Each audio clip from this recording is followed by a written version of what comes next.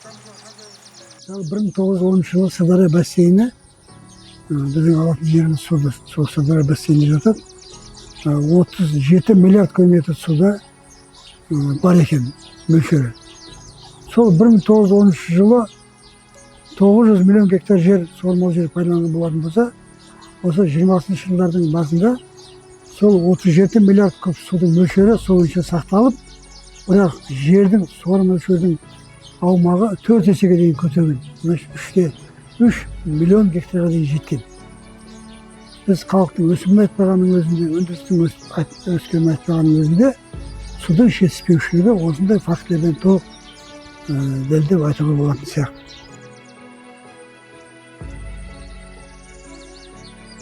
Бүгінгі таңда егіске қажетті ағын су тапшылығы әлем елдерін алаңдатқан ең өзекті мәселелердің бірі болып табылады. Жалпы бұл бойынша бірқатар жұмыстар жүргізілуде.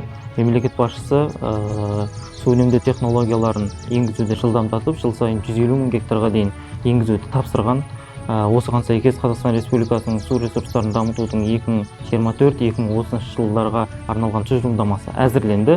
Осы тұжырымдамаға сәйкес жалпы Түркістан облысында 2030 жылға қарай 216-та 3 мың гектарға дейін енгізу жоспарландырылуда.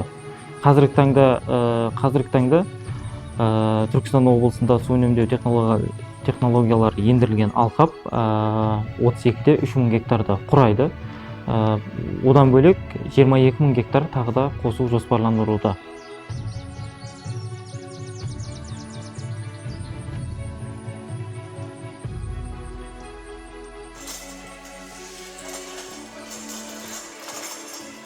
Бара-бара міне көріп жатсыздар, бүкіл дүние жүзінде су тапшылығы болып тұр. Дүние жүзінде үлкен проблема. Сол бірте-бірте біздің өңірлерге де келді міне, жылдан жылға. Сол үшін қазіргі таңда жаңа технология өту керек. Бүкіл жақында істеліп жатқан су үнемдеу технологияларына өту керек. Ол тамшылатып суғару, бүркеп суғару.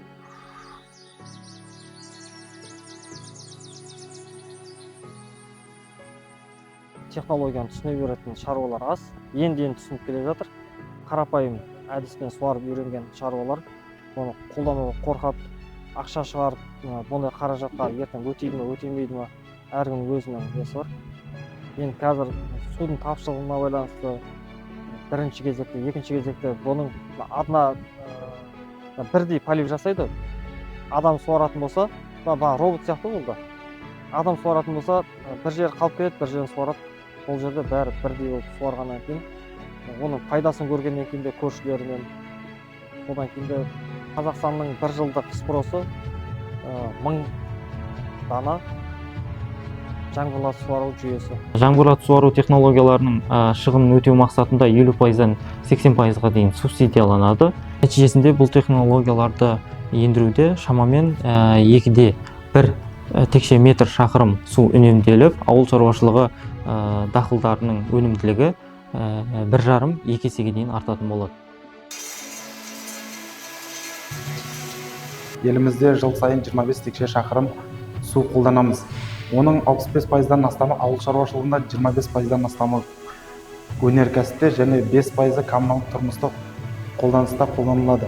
Түркістан облысының 552 мың суармалы жерінің тек 17 мың шақырымы су үнемдеу технологияларын қолданады. Осы ретте облысымызда су үнемдеу технологияларын өндірісін қолға алу жақсы мүмкіндік болып отыр.